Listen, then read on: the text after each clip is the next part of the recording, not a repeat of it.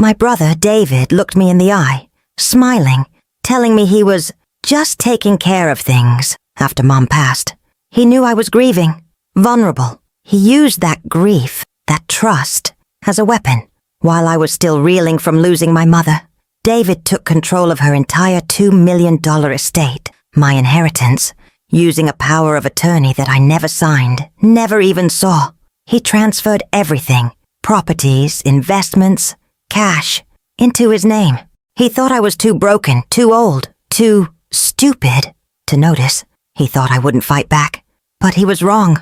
Oh, so devastatingly wrong. What David didn't know was that the grief had sharpened my senses, not dulled them. I noticed discrepancies.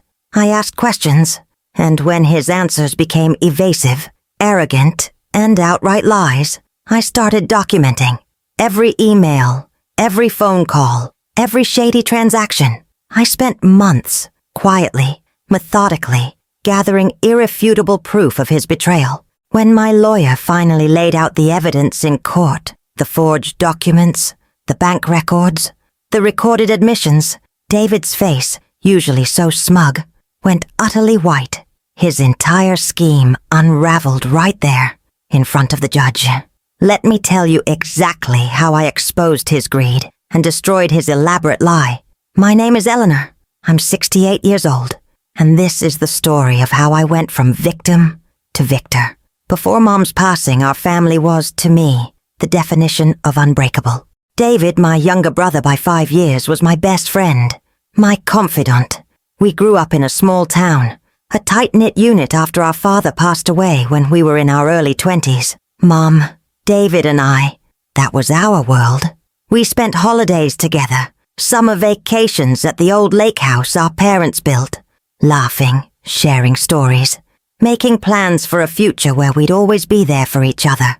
I remember one Christmas Eve, David and I stayed up until 3 a.m., just talking, drinking hot cocoa, while Mom slept soundly upstairs. He told me then, "Eleanor, no matter what happens, it's always us against the world." I believed him. I trusted him completely. Completely. That trust wasn't just sentimental, it was practical. When our father died, it was David who stepped up, helping Mom manage the family's modest investments and handling legal paperwork. He was always good with numbers, meticulous and charming. I, on the other hand, was a free spirit, a retired art teacher, more interested in brushstrokes than balance sheets. It made perfect sense for him to be the one to manage things. After all, he was family. Who else would you trust more? I would have given him my last dollar without a second thought, believing he'd invest it wisely or, if I needed it, hand it right back. That's the kind of faith I had in my brother, the kind of bond I thought we shared. It was a perfect life, built on unconditional love and unwavering support, or so I thought. Looking back, there were whispers, faint echoes of discord that I, in my blind faith, chose to ignore or rationalize away. Small things. David would occasionally make disparaging remarks about my spending habits, even though I was always financially independent.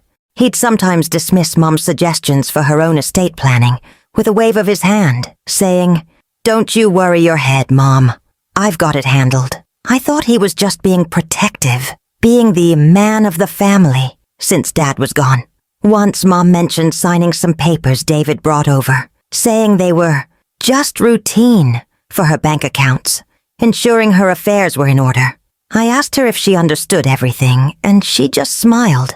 David explained it all. He takes such good care of me. I felt a fleeting prickle of unease, but pushed it down. It was David. He loved us. He would never do anything to hurt us.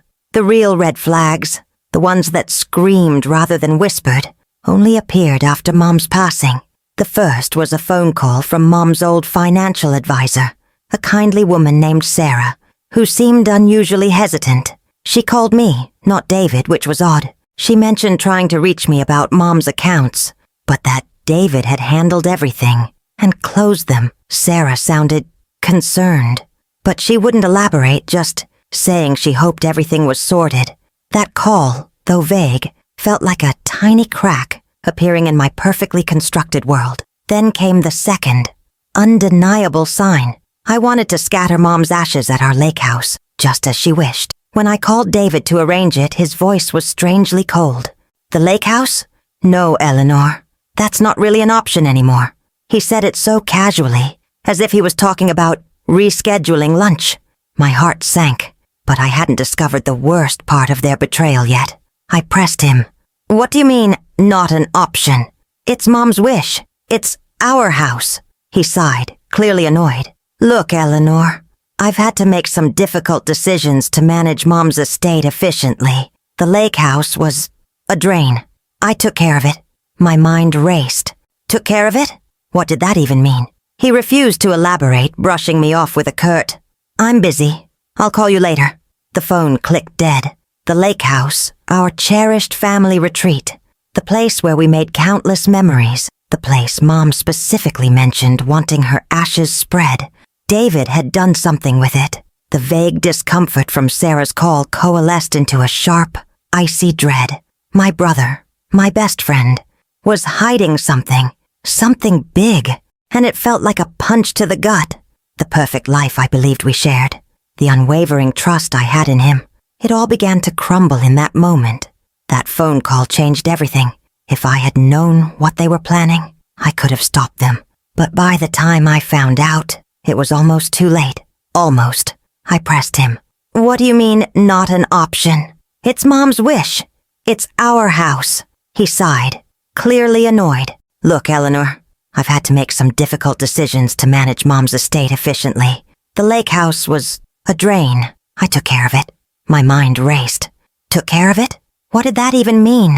He refused to elaborate, brushing me off with a curt, I'm busy. I'll call you later. The phone clicked dead.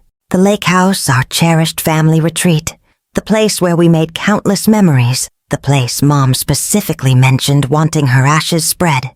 David had done something with it. The vague discomfort from Sarah's call coalesced into a sharp, icy dread.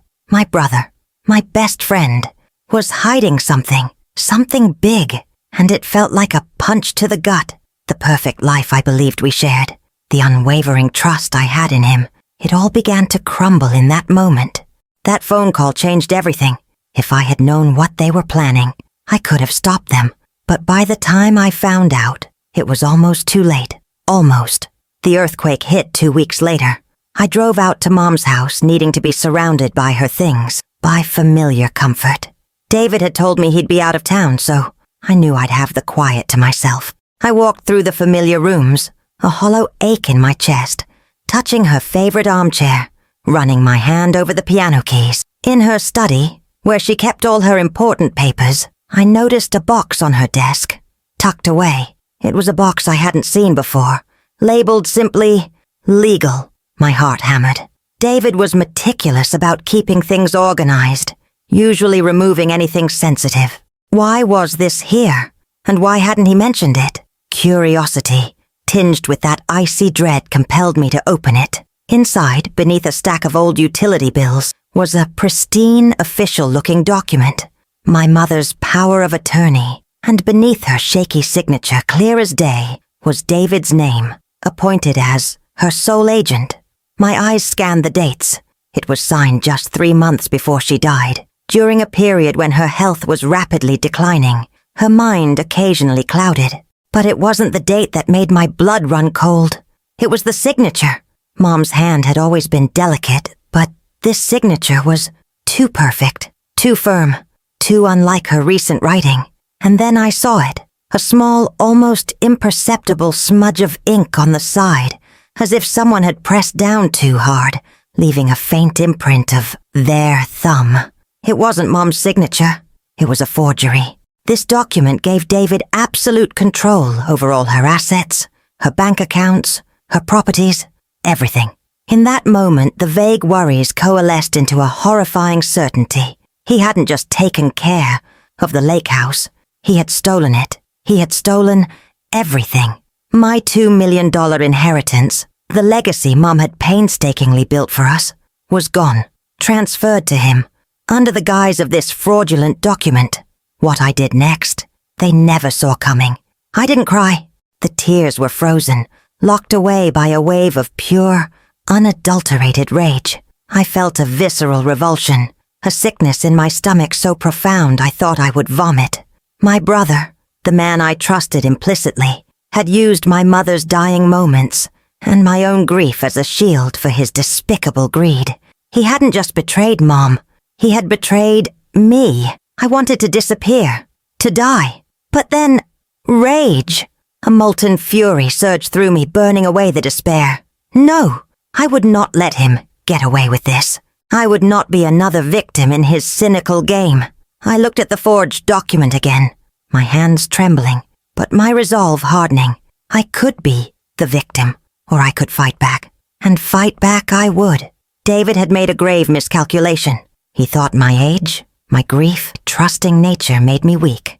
He thought I'd roll over, too overwhelmed to understand, too timid to challenge him. He thought I was stupid. Big mistake. Huge mistake. My first step was simple. I gathered more. I didn't confront David. Not yet. I knew if I showed my hand, he'd simply double down on his lies, hide evidence, or try to intimidate me. Instead, I became a silent hunter. I went back to Mom's study, meticulously examining every file, statement, and scrap of paper. I found bank statements and old property deeds, making copies of everything, organized by date. I even discreetly recorded our conversations. David, confident and dismissive, never suspected I was capturing every arrogant admission, every carefully crafted lie. I contacted Sarah, Mom's financial advisor again, who, after I mentioned the lake house, admitted she had concerns but was legally bound not to disclose details without a court order. Another critical piece of the puzzle confirming my suspicions. I realized then that David hadn't just forged a single document. He had systematically dismantled Mom's estate, piece by piece, right under my nose. He had underestimated me. He had underestimated the power of a woman pushed to her absolute limit, grieving but no longer blind. My tears turned into resolve. My hurt transformed into an iron will. This wasn't just about money anymore. It was about honor. It was about proving that even the most cunning betrayer could not escape justice. Legal perspective. According to family law experts, financial elder abuse affects 1 in 10 Americans over 60, with family members being perpetrators 90% of the time. Documentation is critical for proving such abuse. Keeping detailed records, including dates, names, events, and copies of any suspicious documents, forms the backbone of any legal case. It's also advisable to seek legal counsel immediately if you suspect any foul play, as delays can make evidence harder to retrieve and may affect statutes of limitations. Witnesses, financial statements, and even recorded conversations, where legal, can be powerful tools. If you're in a similar situation feeling overwhelmed and betrayed, remember this: you are not alone, and you are not powerless. The first step is to preserve every piece of information, no matter how small. Take notes, keep emails, record dates, and times of suspicious activities. Your documentation is your shield and your sword. Seek support from trusted friends or professionals. Do not confront the abuser until you have a clear plan and legal advice. Protecting yourself now is paramount. The lawyer I contacted, Evelyn, listened with an intensity that matched my own. I laid out everything: the forged power of attorney, Mom's declining health timeline, Sarah's vague details, and the bank statements showing massive transfers to David's accounts. I even played her a recorded conversation where David, with chilling casualness, dismissed my concerns about the lake house, saying, "It was a burden, Eleanor." Mom wanted me to handle burdens, and I did. His self-satisfied words were pure poison. Evelyn's sharp, intelligent eyes narrowed. "Eleanor," she said firmly, "this isn't just a dispute. This is fraud, elder abuse. We have a strong case. If you think that was bad, wait until you hear the final twist." My strategy, guided by Evelyn, was simple but excruciatingly difficult. I pretended ignorance. I let David think he had won. I maintained a facade of meek resignation, occasionally calling him, subtly probing for information. He ate it up, his arrogance growing with each call, condescendingly vague about liquidating assets, for my benefit. All the while, Evelyn and I meticulously built our case. She sent private investigators to verify the sale of the lake house and another property Mom owned, tracking funds. They confirmed the buyer was a shell corporation David himself created, flipping the properties for quick profit. Evelyn also used a forensic accountant, digging through years of Mom's records, cross-referencing them with David's burgeoning personal wealth. The evidence wasn't just piling up. It formed an airtight cage around him. We were thorough. David was cunning, so Evelyn advised emotional distance. No reason for him to suspect. It was agony, hearing him brag about his new sports car or lavish home renovations, knowing it was all built on Mom's legacy and my shattered trust. But every pang of pain fueled my resolve, every smug word a nail in his coffin. We tracked the $2 million initial transfers, high-risk investments, luxury purchases, a new business venture David conveniently bankrupted right before we filed. It was a classic money laundering scheme designed to hide stolen funds. The sheer audacity was breathtaking. The court date was set. David, still oblivious, likely thought it a formality for Mom's will. He had no idea what was coming. I imagined him walking into that courtroom, chin high, ready to charm his way through, never seeing the trap. He wouldn't see the years of lies, the quiet gathering of evidence, the burning rage solidified into an unbreakable legal weapon. His world, built on deceit, was about to crumble. Studies from the American Bar Association show that inheritance disputes with clear documentation have an 87% success rate in court, especially when fraud and elder abuse are involved. Experts like attorney David Miller emphasize the importance of retaining financial records, communication logs, and independent third-party verification, such as forensic accountants. These elements transform a he said, she said scenario into an undeniable factual presentation, significantly strengthening the plaintiff's position and often leading to favorable settlements or court judgments. Then, one Tuesday, my phone rang. It was Evelyn. Her voice was calm, but I could hear the steel underneath. "Eleanor," she said, "I just got off the phone with David's lawyer. We filed the civil lawsuit this morning. They've been served. Their world was about to explode. The lawyer called them on Tuesday. You won't believe what happened." David's initial reaction, as relayed by Evelyn, was pure, unadulterated arrogance. He dismissed it as a misunderstanding, a petty spat, claiming I was just grieving and confused. He believed he was untouchable, protected by his carefully constructed web of lies and my supposed weakness. He demanded the suit be dropped, threatening a countersuit for emotional distress. Oh, he was still so blind. Then came the day in court. I sat beside Evelyn, calm on the outside, a storm raging within.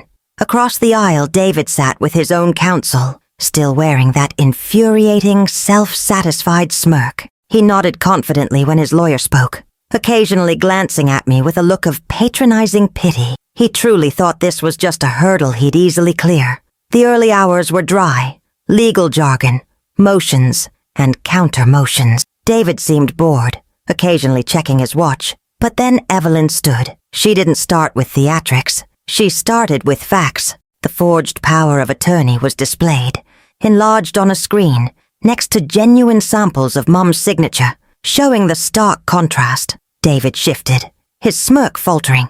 Then came the bank records, showing the systematic transfer of funds, the shell corporations, the swift sale of Mom's properties at undervalued rates, all traced meticulously back to him.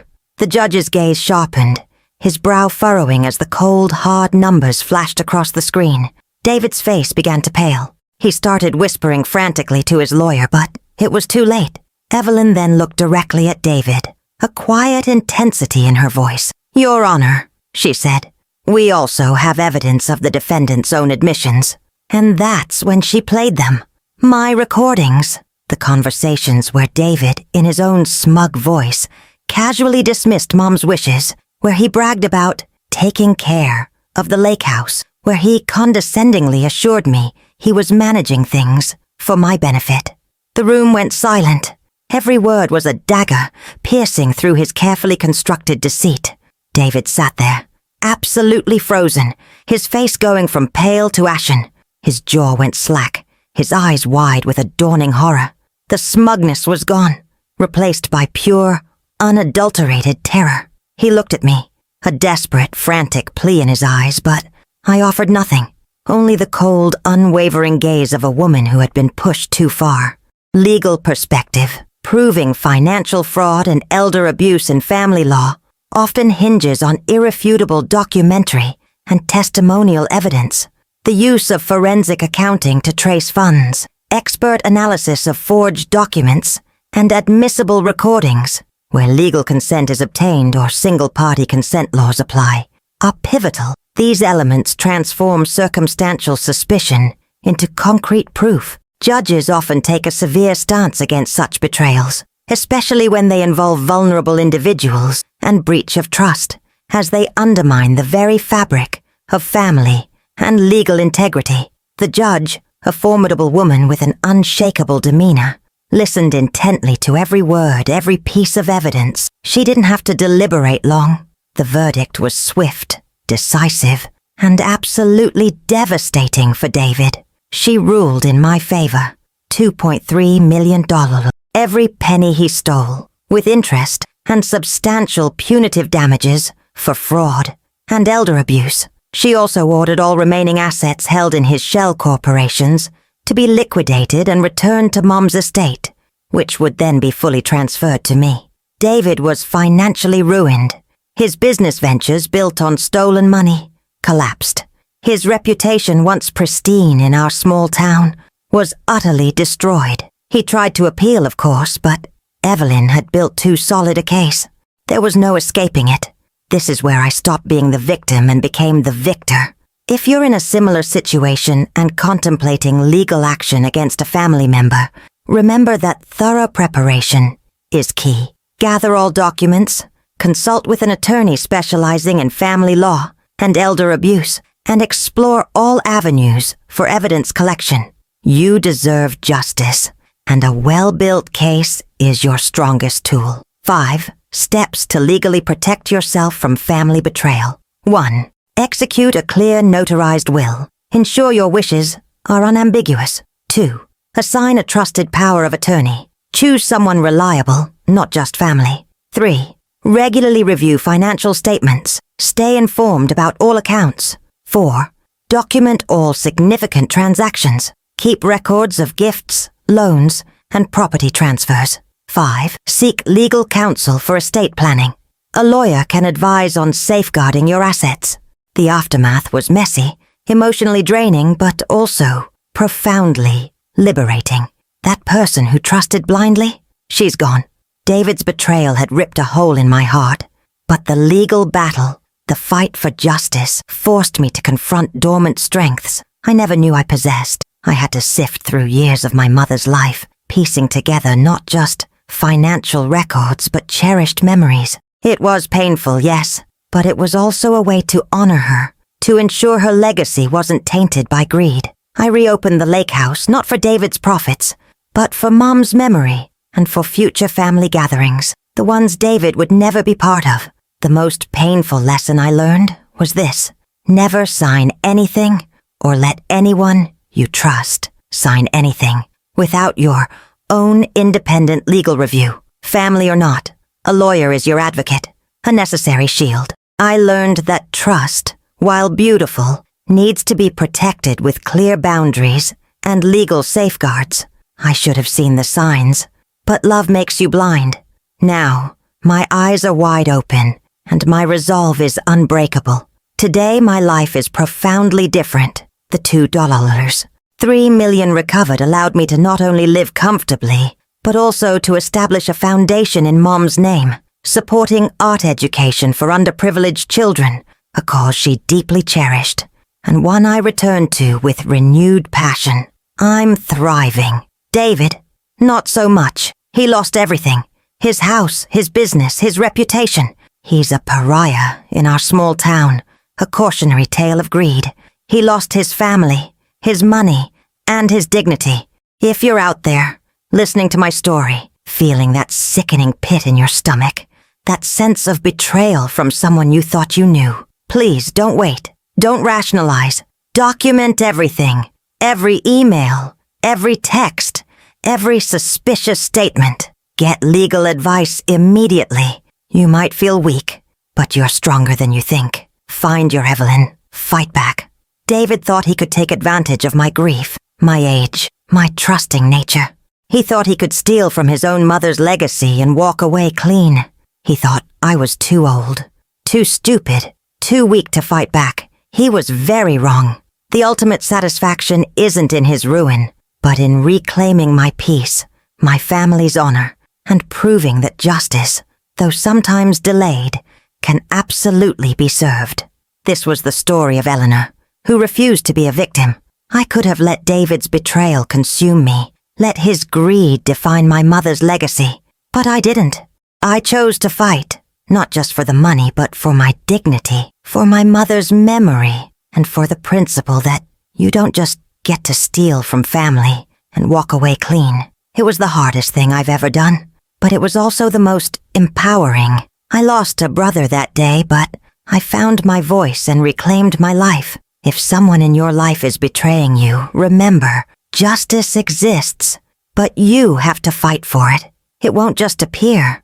You have to be smart, be patient, and gather every shred of evidence. Document everything. Get a lawyer. Don't let them win. Don't let them make you feel small or foolish. You are stronger than you know. And if you've ever gotten revenge on someone who betrayed you, share your story in the comments. Let's remind each other, karma is real, and sometimes it needs a little help. Subscribe to Justice Served for more stories of people who fought back and won.